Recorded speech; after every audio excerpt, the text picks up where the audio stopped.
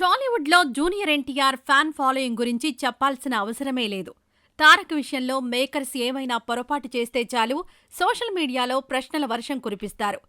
తాజాగా వచ్చిన వార్ 2 సినిమాపై తారక్ విషయంలో అదే పని చేశారు. వార్ 2 సినిమాకు మొదటి రోజు మొదటి ఆటకే మిక్స్డ్ టాక్ వచ్చేసింది. సినిమా కంటెంట్ ఎలా ఉందనే విషయాన్ని పక్కన పెడితే రెండు విషయాల్లో మాత్రం ఈ మూవీ విమర్శల పాలైంది. అందులో ఒకటి ఎన్టీఆర్ కోసం వాడిన గ్రాఫిక్స్. ఓ సీన్లో ఎన్టీఆర్ను షర్ట్ లేకుండా చూపించారు.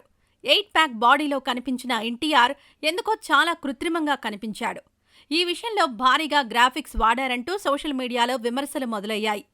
ఇప్పటికే ఈ సినిమా విజువల్ ఎఫెక్ట్స్పై విమర్శలు చెలరేగుతుండగా ఎన్టీఆర్ గ్రాఫిక్స్ కండలు ఇప్పుడా విమర్శల జాబితాలో టాప్లో నిలిచాయి.